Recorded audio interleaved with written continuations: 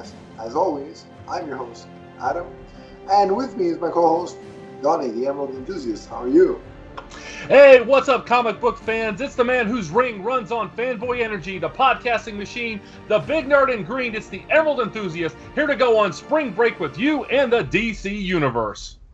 We didn't even have the idea of spring break here is not what it is over there. It's like, you see on movies and TV shows, like, all these girls in bikinis, like Saved by the Bell. I was like, man, I can't wait to get to high school. Look at those girls. And they all go here, there. We didn't do any of that stuff. I'm like, what is this? This is not like it is on TV.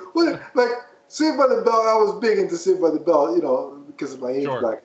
Right. And, they have all the whole crew, like the main cast, they were all in the same class. Mm-hmm. And then I got to high school and it didn't work. Like, one of my friends is in this class, I'm in this class, another one's over here. I'm like, it doesn't work that way. I was lied to. I felt cheated, And probably if there was Twitter back when I was in high school, I would have started a hashtag movement complaining about the fact that I got screwed out of the high school experience that I saw on TV. So yeah, it was none of the way it seemed like it was in the States. So I think that's exaggerated. Go ahead. Okay. Go ahead. Yeah. I think it's exaggerated in most places, but there are places like, in Florida where, again, a lot of things like that do happen. So yeah. Which is fine. Cool. That's cool. But yeah, we never had that over here, so I don't know. But the reason why we're bringing up spring break is because we're covering a book that has ties to spring break. So what are we going to cover in a bit, Donnie? What's the title of the book? We are going to cover the Stargirl Spring Break Special. Yes. Why don't I go ahead and get the creative team out of the way now? Before we do that. Okay. Then I'm going to make you wait and stew over the names of the book. You always do this to me. That's right. Abuse, I say, abuse. I'll take it up with somebody who cares. They're not on the... listen, I got Virgil, which is Steven over there. Take it up with Radu. Yeah, that's it. On the wrestling, you see here he's the Emerald Enthusiast. I've got nicknames, depending on what podcast we're doing, I got nicknames for them as we go. So since I have 1,000 or a million podcasts, as Stephen likes to say, I'm the million podcast man instead of the $1 million man because I don't have that kind of money, which would make Stephen Virgil, sticking with the Butler theme, with the Alfred kind of, tie-in. So wrestling-wise, I thought of a couple for you. The other day, I don't know if you noticed, but I called you Bam Bam Bigelow in the chat feed. That's a good one. Big Show. So it all depends on which one you like better. King Kong Bundy, I don't know. I'm not going to call you George the Animal Steel because I haven't seen you eat any turnbuckles. So until you start doing that, I won't go there. But yeah. So I don't think there's a lot of protein in turnbuckles. I think I'm going to forego that. Yeah, yes. Probably not. Unless they put some chocolate in there, Oreo maybe. Oreo cookie or something. But no, before we get to that, the first shout out that we have to do is that as of this recording, it'll probably be after the fact once you watch or hear this.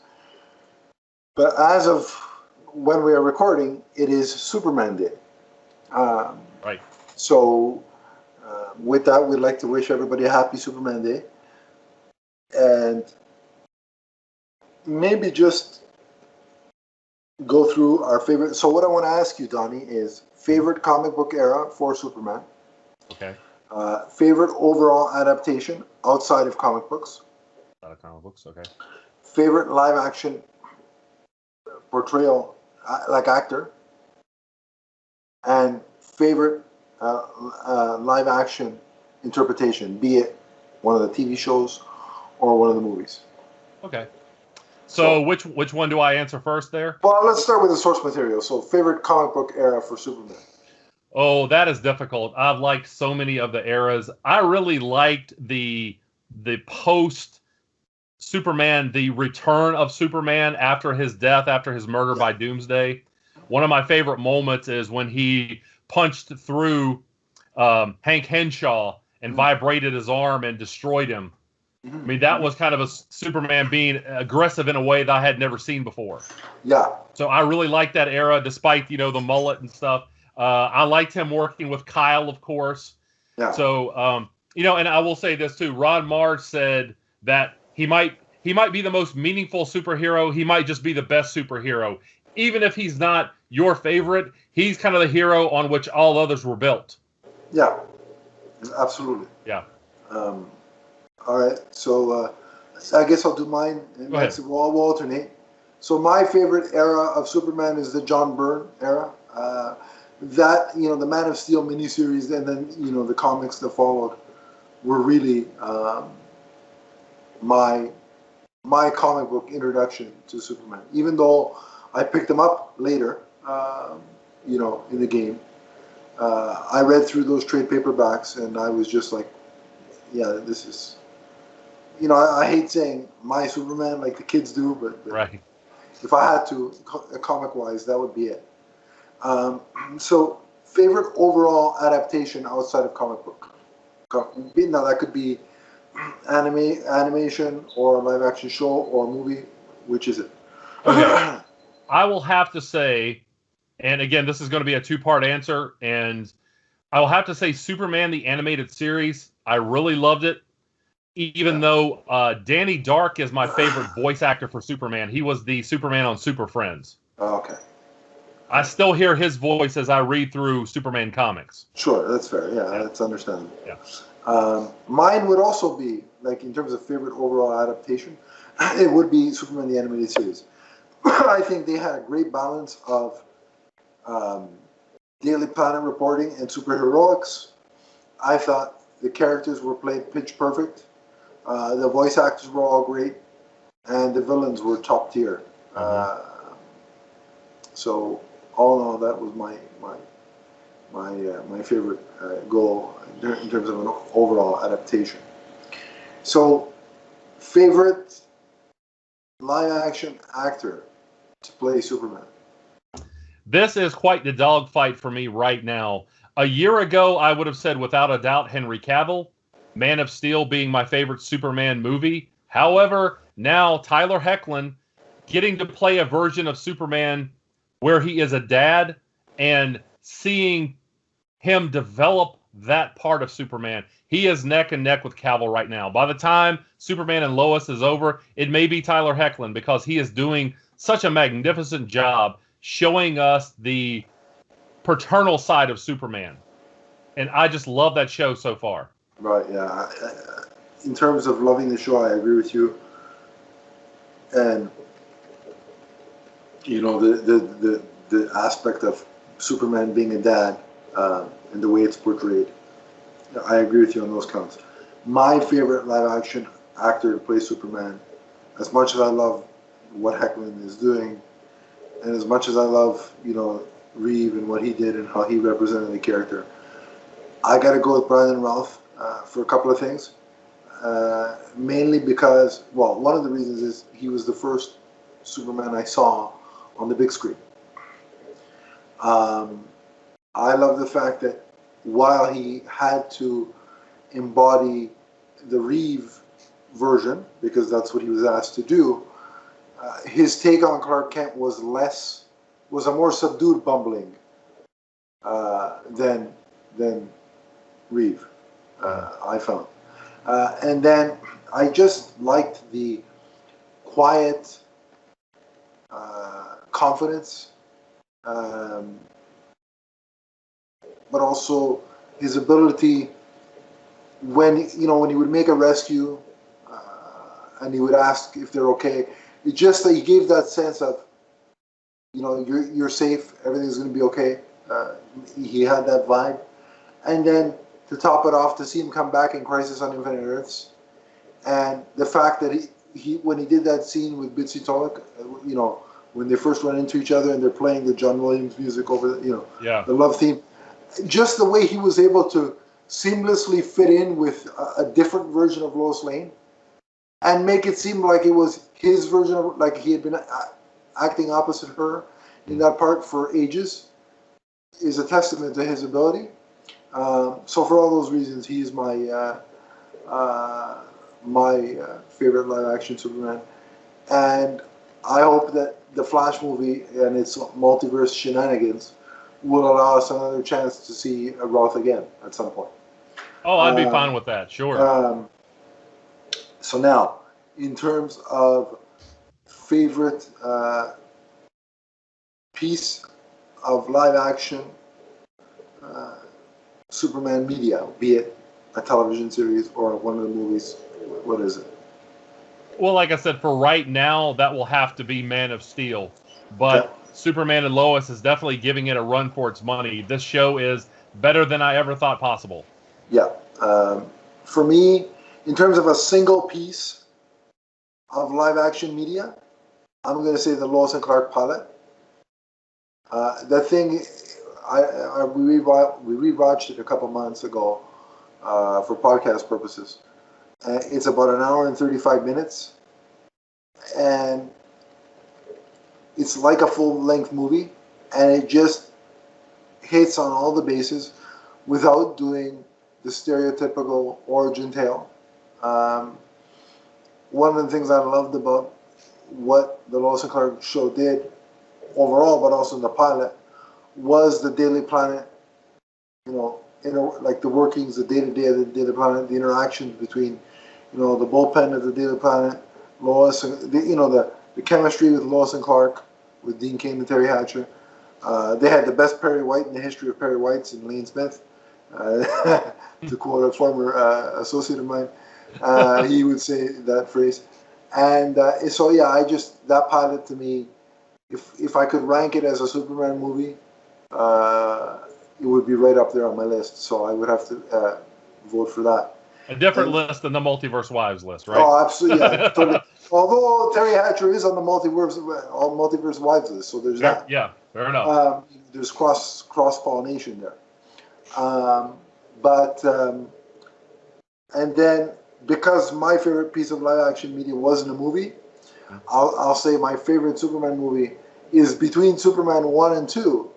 But I'm not going to reveal which one it is because Stephen and I are doing a compare and contrast podcast between Superman 1 and 2, where we're going to go through some criteria to see if we can come to a consensus on which of the two is the better Superman movie. So, and if you want to see that, you can see it right here on the Multiverse Musings Podcast Network, right here on YouTube, also available on iTunes and Podbean. It hasn't been recorded yet, but when it is, you'll be able to see it in those places for sure. So, in conclusion, happy Superman Day to all. Enjoy some form of Superman media today, whichever one you prefer. Go for it, go nuts, enjoy it, and celebrate Superman, especially today. So, Donnie, we've got some updates on the DC slate, as it were, in terms of films. They've announced, I believe it was in the, I'm going to say Hollywood Reporter. It was either Hollywood Reporter or LA Times. Okay. Actually, one piece of this was in the LA Times, the other was in the Hollywood Reporter. Okay. So Blue Beetle, we know it's getting a film. We know it's got a director, and they're hoping to get in production, I believe, by the fall, if I remember correctly. The script has already been written, yada yada and all that jazz. Okay. But the LA Times recently revealed that film is likely to go straight to HBO Max. So it's going to be an HBO Max release. Because remember, a couple of months back, they had an interview with Walter Hamada where he said there will be about 6 films. They're aiming to do 6 DC projects a year. Right. 3 will be theatrical. 3 will be HBO Max exclusive. And Blue Beetle is one of the ones that's earmarked for HBO Max exclusive, as is Batgirl, which Stephen and I referenced on a previous show. So, Donnie, I've been seeing some anger, disappointment online Mm-hmm. that this is not going to be a theatrical. Some of the comments are ludicrous, saying, this goes against representation, yada, yada, blah, blah, all kinds of hyperbole. Mm-hmm. But how I look at it is, look at that most recent movie that just came out. What is it, Into the Heights? Or it's been a lot of promo for it recently. You know which one I'm talking about, right? I can't remember the exact name. I'm not sure. Into the Heights? Yeah, let me check the name of that real quick, because Okay. it's a heavily, it's pretty much an all, like, it's an all, like, Hispanic kind of Okay. cast. So it's not something that is based on a comic book. No, no. It's Okay. nothing that would be in our wheelhouse, for sure. Okay. But the point I'm trying to make is, let me just find the name here. The name is,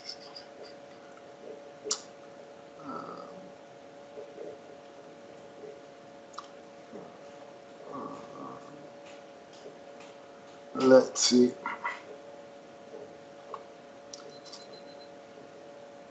While Adam does that, if you ever want to go ahead, I was going to do a promo. I think it's Into the, yeah, I can't find the exact name, but okay. The point is, it was, sorry, In the Heights. That's it, not Into the Heights. In the Heights. Okay. Close enough. I just added a 2 at the end. But. Well, if they want my interest, all they got to do is add Kyle Rayner, and I'm there. Well, yeah, they could have, you sure. But no. So basically, that movie had a lot of promotion behind it. Like, Warner Brothers got a bunch of Hollywood stars to talk about how excited they were and blah, blah, blah. Maybe they saw a pre-screener, maybe they didn't, but let's assume that their reactions were genuine and they did. Like, there was praise. I saw commercials all over the place. And apparently it hasn't done well opening weekend this weekend at the box office. It's just not generating ticket sales and things of that nature. So for all the people that complain that they want original content and they want diversity, it's all well and good to say that, but then you got to put your money where your mouth is. Mm-hmm. So now, I think Warner Media choosing to put Blue Beetle on streaming directly is smart, because imagine they spend $75 to $90 million, because the movies that are earmarked for HBO Max exclusively are going to have what's called a mid-range budget, and that was the range that was, like, reported, 70 to 90 million. So imagine they spend 75 to 90 million on this Blue Beetle movie, which will star Jaime Reyes, by the way, the Jaime Reyes version. Right. So imagine they spend the money on that, and then we have an In the Heights situation. That's not good for Warner Media, and it's not good for the future prospects of the character. Right. Whereas on HBO Max,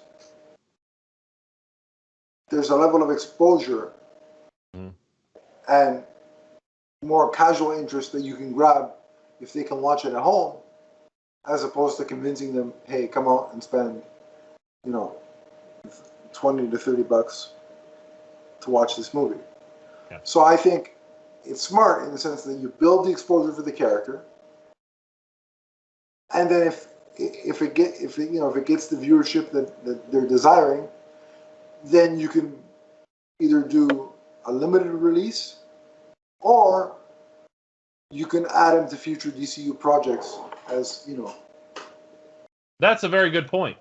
As well as the fact you'll see that possibly people who may not have chosen to go see the movie, who wouldn't have spent money on the movie, will nonetheless get exposed to the character, and then they want to spend some money on the character. So, yeah. So, what are your thoughts? I mean, I'm excited about it. Yeah. Right now, I can't fault any of the studios for wanting to put their their properties on streaming right now. Right. Or next year. I think that we're going to feel a lot of effects from COVID. I don't think people are going to rush back to the theaters anytime soon. Yeah. Regardless of the character. I mean, obviously, we saw Wonder Woman 84. I saw somewhere where it may garner about a tenth of what the original did. Yeah. So I like the idea. I'm looking very, very much forward to seeing Blue Beetle on HBO Max. Yeah. Like I said to you, I'm flirting with the idea depending on how the situation goes. With the numbers regarding. All right, you're flirting with it. Are you buying it flowers or dinner? No. Well, what I'm going to do, the flirtation is, what are the numbers? How are the cases? What's that? Because I just got I'm fully vaccinated now, but still, I'd like to go see Ghostbusters Afterlife in theaters in November. Mm-hmm. I really would. But it's gonna, even though I'm fully vaccinated, it's gonna depend on what the numbers are like. Mm-hmm. And how the situation plays itself out.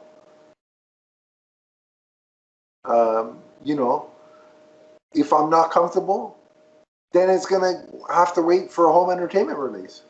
Right. As much as I mean, we have a Ghostbusters podcast on this network. I'm super excited for Ghostbusters, but it's just gonna have to wait. It's gonna be a wait and see. Right. I feel the same way about Venom. Let There Be Carnage.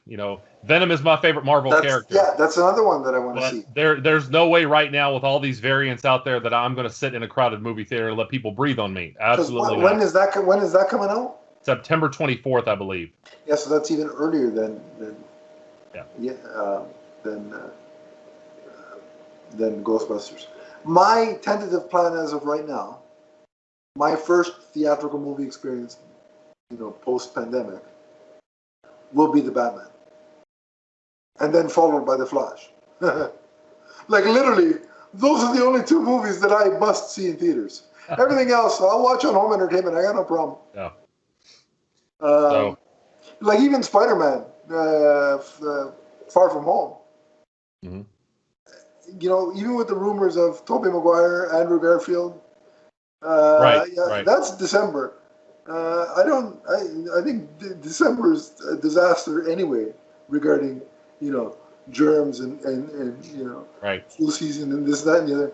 I don't want to compound. Yeah, it's like, so I'm like, yeah, Far From Home, I can watch it from home when it's available on, Yeah. So yeah, my stance is, basically, right now, my stance is the movie has to have Batman in it for me to go to the theater, because those two movies will both have Batman. Yeah.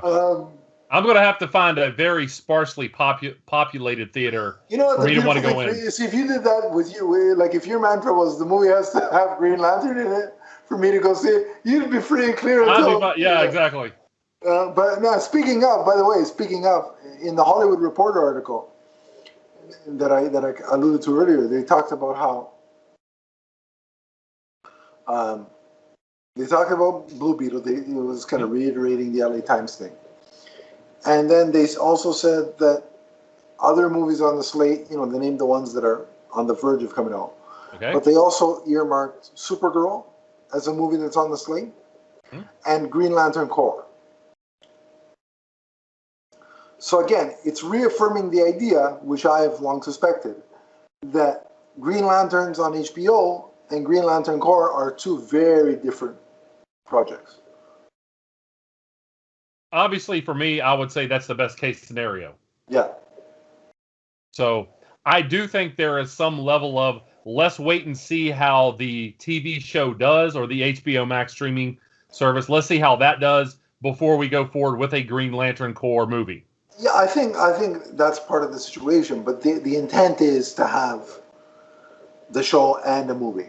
Right. So whereas before I had thought once the show was announced, I was like, well, that's pretty much it for the idea of a movie. Yeah. But happily, it seems like I was wrong. Well, fingers crossed. That would be, like I said, that would be the best of both worlds. So, and again, knowing that the idea is to have Jon Stewart and Hal Jordan be the centerpiece of the movie, it makes sense that they're not in the HBO Max series. Mm-hmm. And B, makes 100% logical sense why Warner Brothers said no to Wayne T. Carr and Zack Snyder's Garage cameo. Mm-hmm. So, they have every right to want to plot forward with their own take on Jon Stewart and not have a director use a version of him in what would ultimately amount to a throwaway. At this point, now that we know that the Snyder Cut was a limited thing, a one and done situation. That's its own little creative cul-de-sac. Yeah. Oh, there you used the word. I was trying to avoid using the word, but you used the word. the enemy of many people online, that word. The dictionary is their enemy. They hate that word. But anyway, so it reinforces the decision, and again, I'm okay with that. So I'm happy. I'm happy that personally, as a Jon Stewart fan, I don't want him to be used in a one-off throwaway situation. Well, personally, I still would like to see the scene at some point. That being said, that doesn't fix the fact that the DC Extended Universe did not have the Green Lantern Corps employed in the way that it should have. I will always maintain that we should have seen the Green Lanterns in some capacity in Batman versus Superman, as well as the Guardians. And by the time Justice League rolled around, we should have seen multiple Green Lanterns coming to Earth, helping the Justice League fight against Darkseid. Especially because if you think about it, Man of Steel was all about a Kryptonian attack, right? Right. Wouldn't the Guardians be like, wait a minute, what's going on over there in that blue mud ball there? Yeah. Why are there Kryptonians who we thought were no longer around, causing chaos over there? Exactly. One of you, whoever's responsible for that sector, at that point, I don't think it was Hal or John at that, but one of you go down there and see what the hell, even if they said stay inconspicuous, but go down there and check it out. Mm-hmm. Yes. There was an easy way to work them in. And then BBS, you could further, now you've got an Earthling experimenting with alien technology and DNA. Mm-hmm. More reason for the Owens and the Green Lantern Corps to say, that ain't right. Something's off there. So they had ample opportunity, you're right, to sprinkle them into those two movies, and then boom, full force and have one of them in jail. But so I agree with you there. Yeah.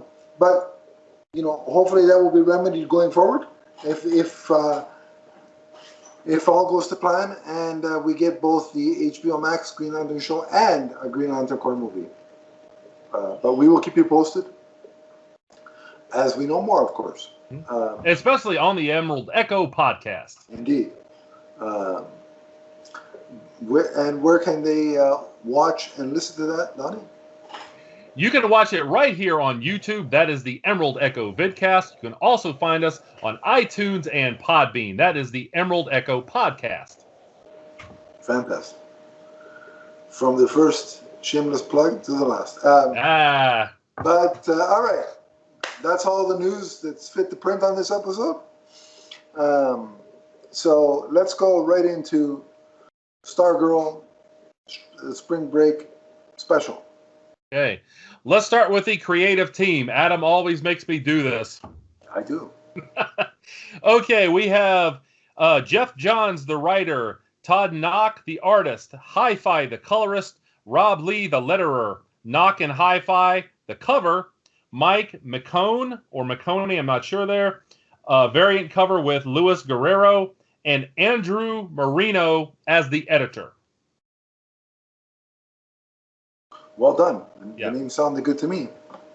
So, by the way, Todd Knock has a YouTube channel where he does a lot of drawing things that will enhance your abilities as an artist. So check him out if you ever get a chance. Give that a look. So. Oh, great! Cool. Okay, the Stargirl Spring Break Special. If you're a fan of the TV series or you're a fan of Golden Age comics, this is going to be something that will be very appealing to you. There were a lot of similarities to the TV show, for sure. So you see a lot of, well, first of all, you get some backstory about Courtney. If for some reason you don't know her that well, you get a nice little refresher. And you're also introduced to some of DC's oldest heroes. Right.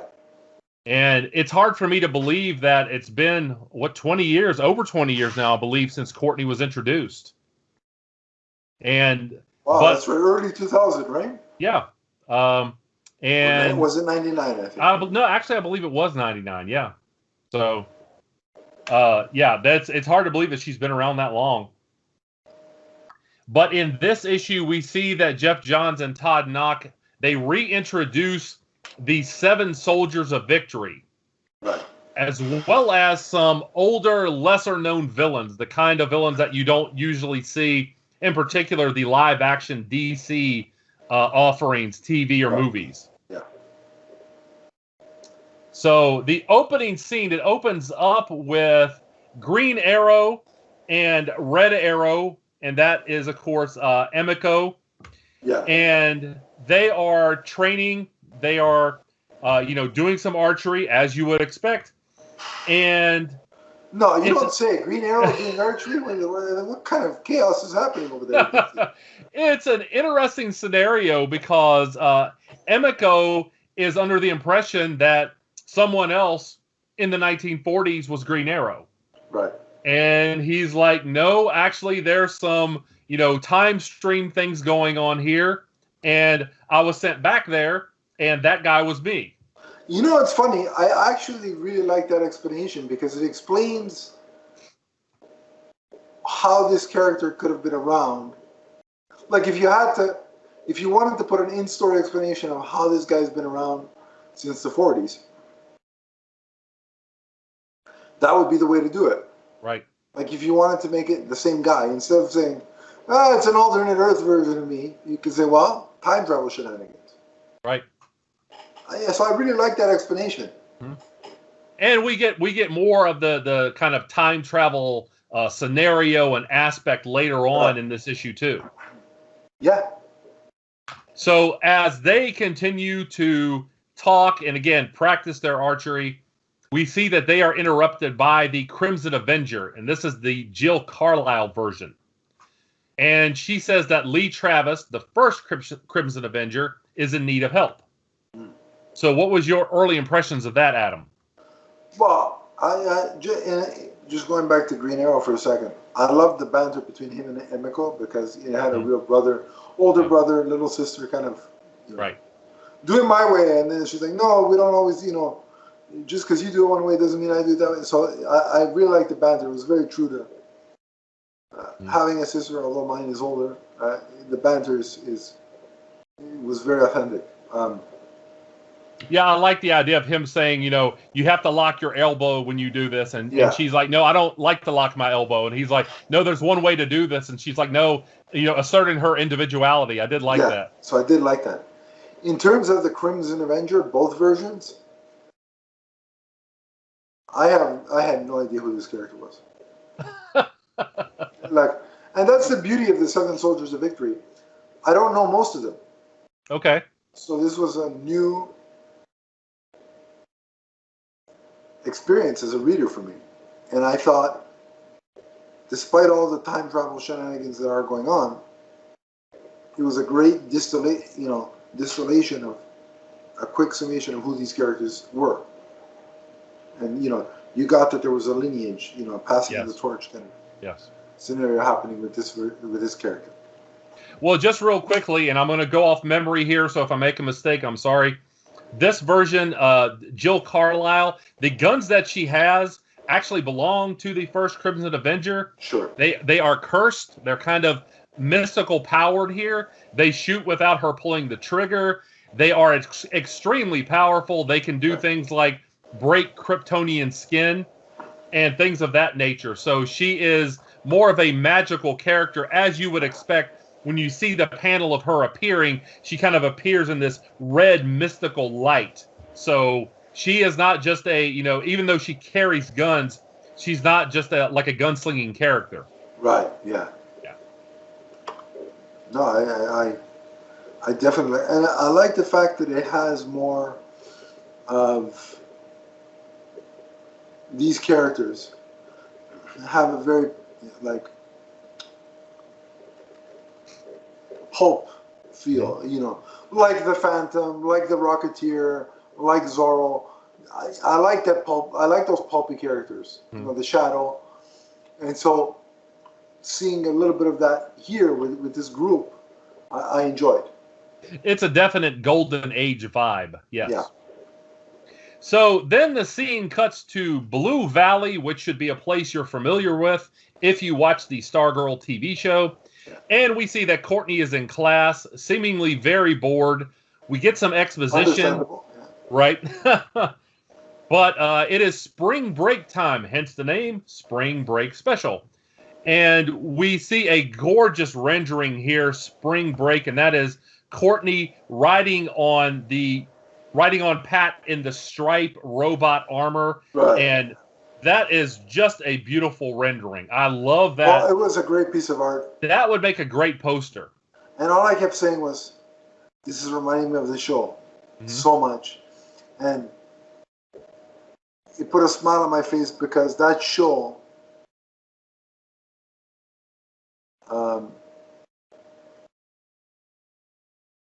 is probably, I want to choose my words carefully here, as of right now, until Superman and Lois potentially wraps up and how it wraps up, it is the single best season of superhero television, Stargirl season 1, in my opinion. Wow, that is some high praise. Wow. And so seeing that visual on the page, it was like, man, I can't wait for season 2.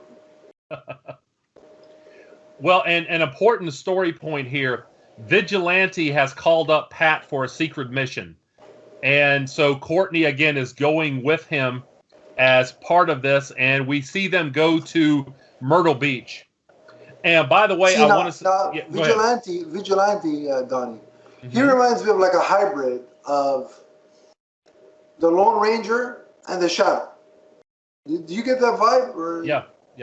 Okay. And there's a couple different vigilantes too. Yeah, we actually do get a little bit of that character, this version's backstory in this issue. And I do want to call out though Todd Knock as far as the expressions on Courtney's face. Yeah. Both Courtney and Emiko. Yeah. But he really gets those expressions down. It's 100%. so well. Like he's so good at those that that's a big part of telling this story here. And what we see here is that they land in Myrtle Beach, South Carolina. That's a big vacation spot for anyone who may not know. I've heard of it, but I've never. Yes. I have been there before. Like I said, you know, it's a beach, as you would expect. It's a beach. It's a big tourist spot. And, of course, Pat is instantly ready for the mission. And we see Courtney is kind of distracted by the fact that there are a lot of young people there on vacation. Yeah, she's like, I want to have fun. And all of a sudden, she's of two minds. Like, you know, she knows Stargirl has a duty, but at the same time, she's like, there's a lot of fun going on around me. So, what was your impression there, sir? Yeah, well, I love the the interaction between the two, because you have Pat, who is basically very straightforward. He's a very honest guy, do the right thing. When it comes time to do the job, let's do the job. Where she has the natural reaction of a high schooler. And that is, I understand, like you were alluding to, I understand the responsibility, but I'm also a teenager. I want to be with my peers. You know, it's part of the reason why early Spider-Man stories are so good and so resonant, because as a younger reader, you could identify with Peter. And so I'd imagine a young girl or young boy reading this comic would identify with Courtney. So Pat and Courtney head to the last roundup, and we get some backstory on some more of the characters here. We see that Shining Knight, contrasting with what Oliver had done, we see that Shining Knight was frozen in the past and awoke in modern times. We also learned that Wing, who was the partner of the original Crimson Avenger, died helping Oliver and Roy find their way home. Right. Vigilante was a young man who wanted to be a singer, but his father was murdered, and after he brought his father's killers to justice, he became this kind of nomadic gunslinger, wandering around looking for innocent people to help. Telling you, like the Lone Ranger. Yeah. Yeah. Kind of reminded me of Roland of Gilead from the Stephen King novels, The Dark Tower, but yeah. Oh, yeah. So anyway, that's a good comparison as well, yeah. Yeah. So, at the last roundup, instead of Vigilante showing up, we get Crimson Avenger again. This is the Jill Carlisle version. She shows up and she takes Pat and Courtney to the Seven Soldiers. Probably the only part of the story that I had a little bit of a problem with, because I'm like, if she's trying to protect her secret identity, if anybody has a camera out, they're going to see her vanish. But small criticism there. Yeah, it was a little bit awkward. Mm-hmm. But again, she teleports them to the Seven Soldiers. And as well as Red Arrow is also there. Sure. Now, there's some hesitancy from the adult heroes based on a lot of the traumatic things in the past that happened with the sidekicks. So, Crimson Avenger... You see, this is why Batman's got them all beat. Because he had a period where he was depressed over Jason Todd. But he's like, oh, you want to be part of the Batman? Yeah, sure, come along. Yeah. So, whereas these guys are like, no more kid sidekicks. Stay here, stay at the bar, at the whatever. And they're like, and of course, them being defiant, they don't listen. And one of the things we learn with some of this backstory again, and I like how they're able to put the backstories of these characters in seamlessly. Yes. It never bogs down the story. Absolutely. And we see that the Star-Spangled Kid was murdered. And again, that's why we see the hesitancy on the part of the adult heroes. And so Crimson Avenger teleports all of them away, leaving Courtney and Emiko to just kind of stand there and talk to one another. Yeah, I like the conversation too, where, Courtney's like, well, are you just gonna, stand there and take that? Aren't you upset? He's like, yeah, but I knew they were gonna do that. Mm-hmm. And she's very resourceful, yeah. And she's like, what are we gonna do? Just stay here? She goes, absolutely not. We're gonna go where they are. She's like, yeah, but how do we know where to go? And then the whole thing about, while they were reminiscing, I took a peek at their files and sort of know exactly where they're going. So, yeah, she scans their files and she knows that the Seven Soldiers are going after the Clock King. Very, very clever in the sense that, she reminded me of. It's funny. Emiko reminded me a lot of Damian Wayne. Okay. In the sense that, God forbid they listen. That's number one. Number two, finding a way to sneak, to find out what's going on so they can defy their parental figure and join in on the chaos. Mm-hmm. So and yeah, they even when the two characters, Red Arrow and Robin, had interactions in the Teen Titans books. So. Yeah. So eventually we do see that Courtney and Emiko fly to where the Seven Soldiers are battling the Clock King and a horde of monsters. And by the way, that splash page, that's another one. I don't want to disparage anyone who worked on this comic book because they all did a very good job. But I think Hi-Fi is the MVP of this because as much as I liked all the aspects of this, the color is really what I'm going to remember. Yeah, especially those splash pages. Oh, yeah. Really pops. And in studying comic book history over the years, one of the things that has kind of hit me about the Golden Age is it was a time when, people walked past magazine racks and things like that, and that's how they sold comics back then, was just people getting their attention grabbed by colorful characters. There wasn't, this kind of promotion the way there is now. Yeah, and you'd have to have a great cover as well. Exactly, yeah. Like to sell a book, And you know what's funny is back in the day, on those magazine racks, sales were, compared to what they are now, sales were on fire at some points back in the day. Yeah. So they were doing something right. Yeah. But I just want to say that Hi-Fi's color here really captures the golden age essence of color. So, yeah, I agree. Yeah. So what we find out that the boat that Clock King wants is the boat that Lee Travis supposedly died on. And we see that it's not actually just a boat, it's actually a time machine. And Clock King is saying that he wants the time machine to go back and fix his life.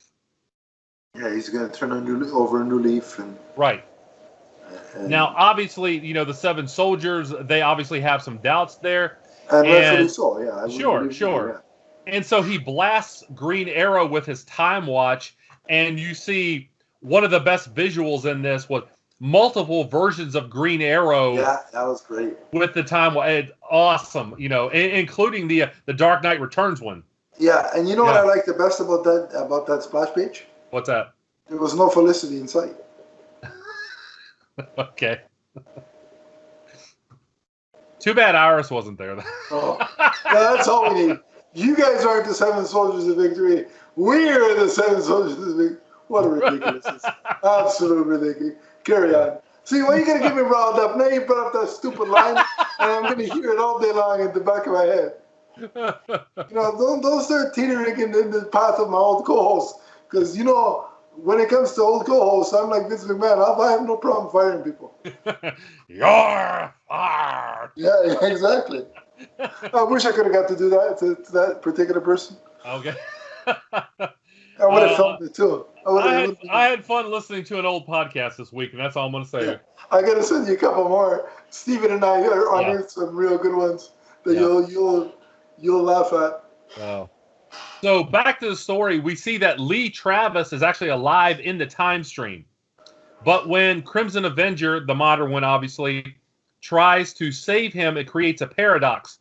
And there's this explosion of chronal energy. Yeah. And we're told in the exposition the Childminder is coming. And so, which I had no idea who that was. Right, that's something I'm going to have to look up. That wasn't a name that resonated with me at all.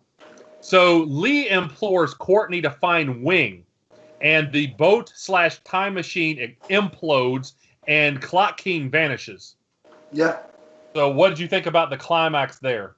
I thought it was really action-packed. Just the severity of the stakes of the situation. It wasn't just that felt like it had a big, this is probably not the right analogy, but you get where I'm going. It had a big game feel, a big game moment feel. Mm-hmm. Like it belonged in like a crisis event story as opposed to, just your normal monthly kind of thing. You get what I'm saying? Yes. I also like the use of Clock King here. He's a very Golden Age looking villain. Yeah, he is. He's got. I know Clock King from. I want to say it's an episode of Batman Brave and the Bold, when Batman teamed with, funny enough, Green Arrow to battle Clock King. Yeah. So after the battle, we get this kind of unresolved little story point here that I think is going to lead into the Stargirl series. In fact, I know it is. I'm sorry, it says it right here. To be continued in Stargirl. If they don't do it, that's the worst tease in the history of teases. Right. After the battle, we're told that Wing's body is still in his grave, but later we see Emiko come into Courtney's bedroom at night and say she's not sure. She's got a lead on something. And so Courtney goes after the staff, and we're left with that to end this part of the story. Yeah, it says to be continued in Stargirl number 1. So what I'll say is two things. I'm over the moon that there's going to be a new Stargirl comic series. I think that's the perfect element of synergy. to have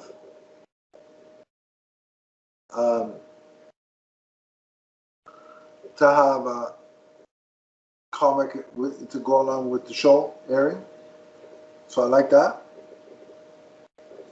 And the idea that for at least part of the first arc, Stargirl and Emiko are going to be teaming up. Because I like that duo, that partnership, that dynamic. I like the chemistry there. That kind of little friendship duo that they had going on. Yeah. We get, and before there's kind of an epilogue story. I don't know if you want to call it an epilogue or a backup story, whatever. Yeah. There is a beautiful. There is a beautiful little pinup of the 7 Soldiers of Victory done by Jerry Ordway and Hi-Fi. So. Yeah, I don't know if you'd want to destroy a comic book by taking it out, but if you want to do that and get an extra copy, it's a nice pinup. So yeah, I would just buy a second copy and then do that. Yeah. Because then if you damage the book, who cares? So the last part of this issue, we see part of this story take place, the epilogue part, in 1940, and we see that the boat or time machine actually belongs to Perdegaton, who is a time-traveling Nazi. He shows up in this old bar called the Frolic Room, and Clock King is instantly terrified of him. The Frolic Room, that sounds like a stripper joint. I'm just going to... Well, we don't exactly... There's a lot of alcohol in it, but we don't exactly know what else... I'm just going to say, because Frolic, I don't know. Sounds like a stripper joint to me, but... Well, who knows what went... regardless, who knows what went on there in the 40s? Yeah, exactly. We're not going to speculate. We're going to keep it PG-13. That'll be the HBO Max series. Right, exactly. Yeah. So, but Perdegaton wants Clock King actually to work with him, and we see that his goal is to take on the JSA. And we then get this splash page of all of these JSA characters done by Brian Hitch and Alex Sinclair, and it is just a myriad of characters. Good God, it's beautiful. It is. It is awesome looking. Talk about a poster. And and so I'm in because among these characters we see Alan Scott and Jade, 2 of my favorite characters, as well as. Wait a minute, you're telling me you're excited about 2 Green Lantern characters? What is wrong with the world today? Everything's going upside down. I didn't expect that today. I know you're shocked. Really, I'm tempted to fall out of my chair like Vince McMahon in that GIF. Yeah, but those 2 characters are there. We see Atom Smasher. You see Obsidian. You see Dr. Midnight, Jay Garrick, Mr. Terrific. Wildcat, the female. Yeah, version. Wildcat, Power Girl. So that seems to be what they're going to do is initially clashing with Clock King and Perdegaton. So now, I think, look, this better lead to a JSA book, because if you show me that image and don't deliver on that, that's going to be upsetting. I don't know why it wouldn't lead to that. I think that a lot of people are excited about a JSA book. So, and again, with the idea of the Black Adam movie introducing the JSA to the film audiences, you have the biggest star in the world in movies, the most electrifying man in all of entertainment, as he's known in some circles, bringing the JSA to life. Why would you not capitalize on that? I think it'd be ridiculous. I would most definitely agree. And the other thing is, if the creative team ends up being Jeff Johns and Brian Hitch, that's money. That's sales. Big sales. I certainly have a lot of Brian Hitch covers, I'll tell you that. Speaking of covers, Stargirl Spring Break Special #1, regular variant cover. That variant is a beauty. Go out and buy them both. Remember to support the comic book industry. Yes, and so if you have a local comic shop, buy it there. If digital is more your jam, Comixology is there, and you can grab the issues literally at your fingertips. So, Donnie, I guess we should rate this book because we've talked about literally everything. So, as we usually do, 5 for the story and 5 for the art. So the art, I'm going to give a 5. The story, I'm going to give a 4.5. Yeah, my rating is pretty much exactly the same. 4.5 for story, 5 for art. This reaffirms my belief that Jeff Johns can draw. Sorry, I don't think I don't know if he can draw. Maybe I don't know. he can write anything, and I think I give it a shot. He's just so good. Like he entered. There should be nobody else handling the Stargirl character, in my opinion. Well, I mean, he created Stargirl, yeah. so Yeah. And the art, I had no idea who this artist was, but I really enjoyed it. And again, like you said, kudos to the colorist because wow.